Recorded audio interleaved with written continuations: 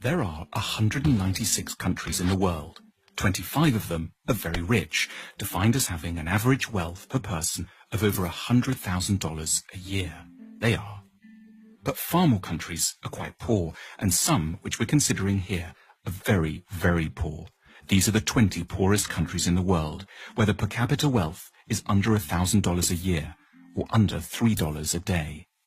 Every country is now more or less on a path to growth, but the poor ones are growing very, very slowly. If Zimbabwe continues at its current growth rate, it will qualify as a rich country in 2,722 years. What we want to know in this film is why some countries prosper and others stagnate, so that we can understand what rich countries are doing right and get a better grip on the challenges and hurdles facing poor countries. There are basically three factors that determine whether a country will be rich or poor. The first is institutions. Institutions are beyond important. Broadly speaking, rich countries have good institutions, and poor ones have very, very bad ones. The correlation between poverty and corruption is direct. The richest countries in the world are quite simply invariably also the least corrupt ones.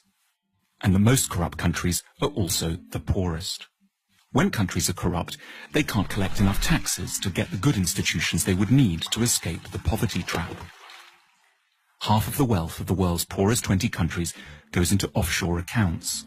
Lost revenues in these countries totals between $10 and $20 billion a year. Meanwhile, without an adequate tax base, poor countries can't invest in police, education, health and transport. Now, a more generous way to look at corruption is that it's really a case of clan-based thinking. Say you're hiring someone. In the rich countries, you're meant to do so simply on merit, interviewing lots of candidates, then picking the best one, irrespective of any personal connection.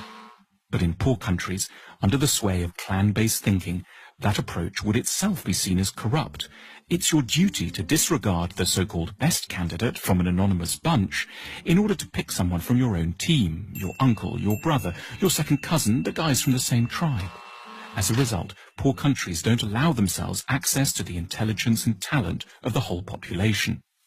There's a second thing that keeps countries poor: culture.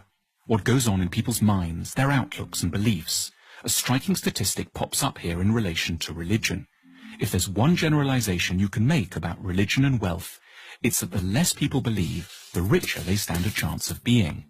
19 of the richest countries in the world have 70% or more of their populations saying that religion is not at all important to them. The exception here is, unsurprisingly, the United States, which manages to combine great religiosity with huge wealth. More on that in a second.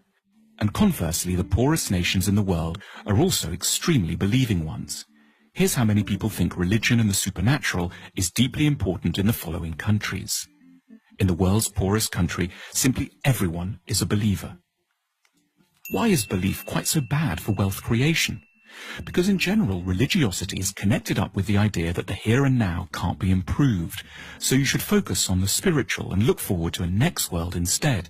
It makes quite a bit of sense when you live here. In the rich world, on the other hand, people are generally great believers in their capacity to alter their destiny through effort and talent. Incidentally, to explain the anomaly of the United States, religion seems not to slow down economic growth here because it's a particular sort of religion, an overwhelmingly Protestant and exceptionally materialistic kind.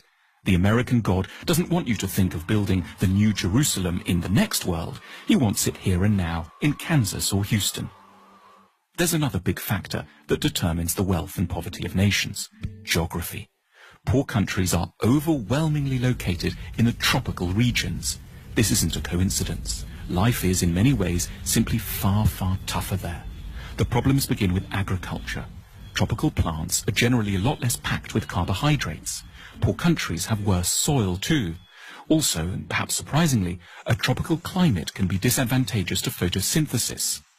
Historically, a key determinant in the likelihood of societies growing rich was their possession of large domesticated animals, such as horses and oxen, which liberated a huge part of the workforce from having to plough by hand. But in tropical Africa, domesticated animals have throughout time been devastated by a further appalling scourge, the tsetse fly.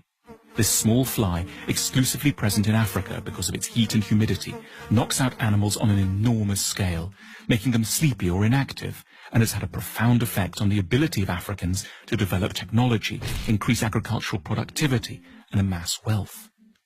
It isn't just plants and animals that suffer in the tropics. In the middle latitudes, humans are open to a terrifying array of diseases, including 100% of low-income countries are affected by at least 5 tropical diseases simultaneously. The magical temperature, which has helped to make rich countries rich, is 16 degrees centigrade. However superficially unpleasant, that drop below 16 degrees as autumn starts to bite is quite literally a foundation stone of civilization. Geography also encompasses transport, and poor countries are on the whole very badly connected.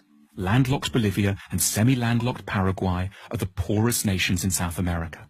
Africa has only one major navigable river, the Nile, and hosts 15 landlocked nations, 11 of which have average incomes of $600 a year or less. Not coincidentally, the poorest country in Asia, Afghanistan, is also landlocked. Then there's the matter of natural resources. Natural resources like oil or precious metals can be real trouble, and paradoxically, poor countries tend to have them in spades. These natural resources are what economists call intensifiers. They will help to make a country with good institutions richer, but one with bad institutions get even poorer, precipitating what's called the resources trap. So the Democratic Republic of the Congo is one of the world's most mineral-rich countries, holding most of the world's coltan, which every mobile phone has a bit of inside. But natural resource wealth helps elites to grab money without requiring the cooperation of the whole society. If the only way to grow wealthy is to assemble high-tech aero engines, for example, you're going to need your whole society to buy into the project. But if you just need to extract a few minerals, you can do so with a small labor force, some guns, and an airstrip long enough to ferry your loot out to market. The wealth from coltan keeps DRC armed rebels in guns and corrupts every level of society. So how should one weigh up the relative importance of all these different factors, institutional, cultural, and geographic, in determining the wealth of nations? There's no hard and fast rules, but as a guide one can suggest that 50% of a nation's wealth comes down to the state of its institutions, 20% is due to its culture, and 10% each can be allocated to latitude, connectivity with the rest of the world, and geological good fortune. If you're a policymaker, this discussion has wide practical implications, but at a more personal level, one might take away 2 things from it. Firstly, modesty. You should have a better idea of what you owe your individual success to, which is not so much your own hard work or fine mind, as the broader society you live in, which was produced over centuries and which you now draw benefit from unknowingly. At the same time, sympathy, an ability not to see failing societies just as basket cases, but rather as countries facing comprehensible and hugely difficult problems. Our sympathy can be enhanced by reflecting that the troubles of desperate lands are to a considerable extent to do with malaria, a lack of navigable river, and the horrific buzzing of the tsetse fly, rather than always some more intimate human failing, which we would ourselves never manifest.